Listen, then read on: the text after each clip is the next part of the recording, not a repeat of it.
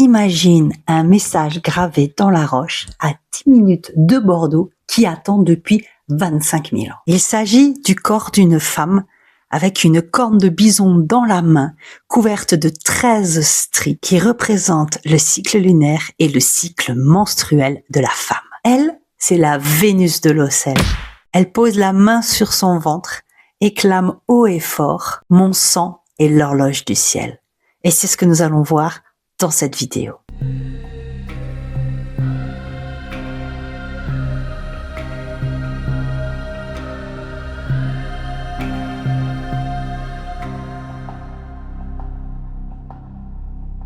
Aujourd'hui, quand on a nos règles, on se le chuchote entre filles. On cache nos serviettes dans les manches pour aller aux toilettes. On planque nos culottes menstruelles. On a peur des odeurs. On a peur de la tache. Et elle, non. Nos ancêtres, contrairement à nous, révéraient le sang et le cycle menstruel. Et aujourd'hui, j'ai envie de m'appuyer dessus pour que tu apprennes à connaître ton cycle et que tu reprennes confiance en toi. En tant que femme moderne, on nous vend nos règles comme l'enfer sur terre. C'est lié à la douleur, à la tache et à la honte. Pourtant, il n'y a absolument rien de honteux dans nos cycles. C'est vraiment un mensonge moderne. Les pubs nous promettent des serviettes incognito, ainsi que des tampons qu'on ne voit surtout pas, nous disent que c'est anti-odeur, sous-entendu qu'on schlingue quand on a nos règles. Bref, on en garde une image tellement négative que c'est souvent une période de notre cycle qu'on déteste. Et si on effaçait ce scénario et qu'on revenait à l'origine de nos menstruations? Déjà, comme je te l'ai dit dans une précédente vidéo sur les phases lunaires et la symbolique féminine, les cycles de la femme, dont je te mets le lien là-haut, quelque part là, pour que tu puisses la voir après celle-ci, notre cycle est de 29,3 jours en moyenne. Il y a des femmes qui ont des cycles plus longs et des cycles plus courts, mais un cycle entre guillemets sain où le corps de la femme n'est pas soumis au stress ou à une certaine pathologie, nous avons un cycle moyen de 29,3 jours, alors que la Lune a un cycle de 29,5 jours. Il y a donc une forme de synchronicité. D'ailleurs, une étude allemande de 2019 publiée dans Current Biology a suivi 22 femmes pendant 15 ans et a montré que certaines femmes ovulaient ou saignaient préférentiellement à la nouvelle lune ou à la pleine lune, mais pas toutes parce que nous sommes uniques. Cependant, il y a un effet manifeste de la lune sur notre cycle. Aujourd'hui, les lumières artificielles nous coupent de la lumière de la lune et donc de son impact sur nous. Et justement, revenons-en 25 000 ans en arrière. Notre Vénus de l'Ocel, notre femme de l'Ocel. Parce qu'avant d'être une Vénus, c'était une femme. Elle n'avait pas de portable, pas d'écran bleu, pas de lumière artificielle, rien. Si ce n'est le feu dans la grotte ou dans la nature, avec juste la lune et son abri sous roche. La Vénus de l'Ocel fait 44 cm. C'est d'ailleurs une des plus grandes Vénus, parce que la plupart des autres statuettes sont beaucoup plus petites. Celle-ci n'est d'ailleurs pas une statuette, c'est une gravure dans une roche calcaire. Elle regarde sa corne de bison, symbole d'abondance et de croissant lunaire, et cette corne de bison est donc entaillée, comme je te le disais précédemment, de 13 stries.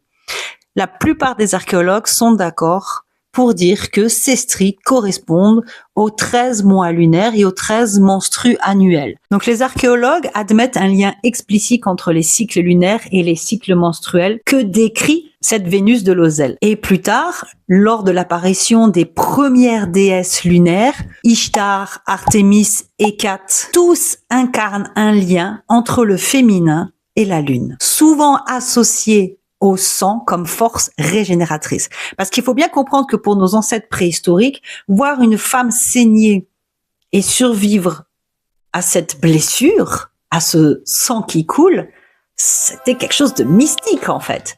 Et on retrouve cette croyance-là, cette vision-là du féminin dans ces futures déesses qui datent des tout débuts de l'humanité, en tout cas de ce qu'on peut étudier à travers certaines formes d'écrit ou de transmission. À chaque nouvelle lune, nos ancêtres se retrouvaient. Oui, parce qu'on trouve des traces dans certains peuples premiers, encore aujourd'hui, de cultes ou de rituels de la nouvelle lune et des menstrues. Chez les peuples autochtones d'Amérique, d'Australie et même parfois d'Afrique, on trouve des moon lodges qui suggèrent un rassemblement des femmes au moment de la nouvelle lune. On a notamment l'exemple chez les Lakota où les femmes entraient dans les moon lodges pour se relier à Grand-Mère Lune. D'ailleurs, c'est encore assez vivace chez certains peuples d'Amérique du Nord. On retrouve d'ailleurs ce concept parfois en Europe parce que certains peuples d'Amérique du Nord sont venus transmettre chez nous grâce à la légende de la femme bison blanc. Ça, c'est encore un autre sujet que peut-être j'aborderai dans une vidéo. Ces Moon Lodge sont vraiment associés à la semaine de règles des femmes. Donc, il semblerait que de nombreuses femmes saignaient au même moment à la nouvelle lune. Il faut savoir qu'il y a aussi l'effet dortoir. Je ne sais pas si tu as vécu en colocation ou même avec ta mère ou avec tes sœurs, mais nos cycles entre femmes, lorsque nous vivons ensemble, se synchronisent. Et la plupart de ces peuples vivaient en petits groupes, donc il y a fort à parier que toutes les femmes avaient leurs règles au même moment. Bien entendu, si elles n'avaient pas de pathologie ou autre chose qui pouvait ralentir ou non leur cycle menstruel. Mais ce qui est certain, c'est qu'elles se retrouvaient quand même dans les Moon Lodge. Et il est fort à parier que même les femmes qui n'avaient pas de cycle régulier pouvaient être admises, puisque c'était des moments de partage entre femmes, de sagesse féminine et de connexion au divin. Certaines traditions très anciennes parlent de règles à la pleine lune ou de règles à la nouvelle lune. Il n'y a pas donc d'uniformité mondiale, ce qui pourrait être difficile quand même, surtout qu'on vit sur des méridiens différents. Mais il y a quand même toujours un lien entre la lune et le sang des menstrues. Miranda Gray, dans son livre Femme Lune Rouge, nous parle de deux modèles. Il y a la femme lune blanche et la femme lune rouge. La femme lune blanche, le cycle blanc, serait les règles à la nouvelle lune et l'ovulation à la pleine lune. Ce serait le plus courant, a priori, sans garantie, mais ce qui est certain, c'est que ça projette un cycle plus tourné vers la maternité, puisqu'on ovule à la pleine lune, qui est un moment de création. À l'inverse, on a le cycle femme-lune rouge, où là, on a nos règles à la pleine lune et on ovule à la nouvelle lune, ce qui voudrait dire que ces femmes-là ne sont pas tournées vers la maternité, mais vers leur empuissancement personnel. Et donc, même nous, aujourd'hui, en tant que femmes, c'est intéressant d'observer comment est-ce qu'on bouge dans ces cycles-là. Moi, comme j'ai un cycle de 25 jours et parfois même un peu plus court quand j'ai des grosses périodes de stress, il m'arrive de vivre sur quelques mois ces deux expériences-là. Et du coup, vraiment, je m'appuie sur ça pour œuvrer au mieux avec mon corps et mon esprit et me sentir le plus saine possible. Parce qu'on peut se moquer comme on veut des croyances anciennes, il a été prouvé en 2023 dans la revue Trend in Endocrinology, j'ai réussi à le dire, que suivre son cycle fait chuter le taux de cortisol de 23%. On a moins de stress, moins d'inflammation, donc moins de crampes et de douleurs au moment de nos règles. Donc la déesse, elle avait déjà écrit l'algorithme dans la roche et il y a 25 000 ans. Et qu'on soit en femme lune rouge ou en femme lune blanche, les deux cycles étaient considérés comme sacrés parce qu'il n'y a rien de plus sacré chez nos ancêtres que le sang qui donne la vie. Alors, je te rappelle rapidement, puisqu'on a vu en détail dans la vidéo sur les phases lunaires et les cycles de la femme, que la semaine de tes règles correspond à l'hiver. C'est le moment où ton utérus se vide et où tu as vraiment besoin d'être en introspection profonde. Ton super pouvoir à ce moment-là, c'est ton intuition. La semaine après tes règles, c'est ta semaine printemps. C'est le moment où tu es capable de lancer et de mener plein de projets en même temps. Et c'est justement ton super pouvoir à ce moment-là. En été, ton corps se met en mode « je vais me reproduire ». Donc, ton super pouvoir, c'est que tu es un aimant à opportunité. C'est vraiment le moment de t'ouvrir aux autres. Et la phase juste avant tes règles, la semaine prémenstruelle, est liée à l'automne. Et là, ton super pouvoir, c'est le tri sélectif, le fait de vider, d'alléger pour que ta semaine de menstru se passe le mieux possible. Donc, pas question de devenir hyper productif pendant la période de tes règles. C'est important de te reposer et de dormir le maximum. Et pareil, quand tu as tes règles en été, tu restes sur le canapé et tu te reposes. Ce qu'il faut, c'est absolument t'écouter, écouter ton corps. Que tu aies un cycle de 24 jours, de 21 jours, de 29 jours, de 35 jours, que tu sois ménopausée, sous pilule ou pas, il n'y a pas de règle absolue et il n'y a pas de comparaison à avoir. Chacune son cycle. Et ce qui compte, c'est de t'écouter. D'ailleurs, je te remets dans la barre de description le cadran du cycle menstruel à imprimer et à compléter pour apprendre à connaître ton cycle. Observe, honore, ajuste et tu te sentiras bien mieux dans ta vie en connexion avec ton cycle menstruel. Je t'invite à te réapproprier ce récit sur ton cycle menstruel. Plutôt que de te dire j'ai mes règles ou les Russes débarquent ou l'armée anglaise débarque, peut-être te dire je reçois mes lunes.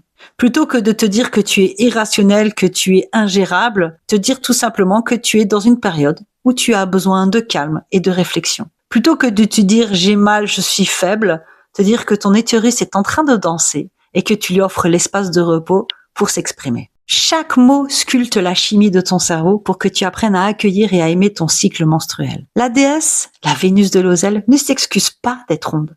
Elle ne s'excuse pas de saigner, d'être puissante et rouge.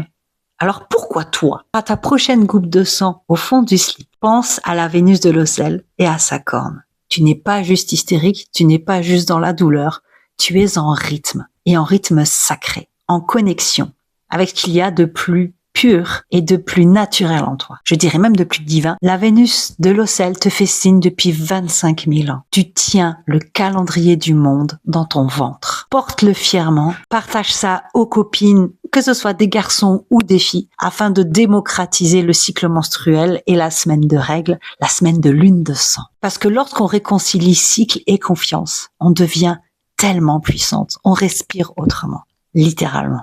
Alors merci d'être là, et si cette vidéo t'a remué, partage-la, like-la et commente-moi ce que tu en penses. Moi je te fais des gros bisous et je te dis à tout bientôt pour la suite de nos aventures, à la découverte de notre sagesse primitive ancestrale.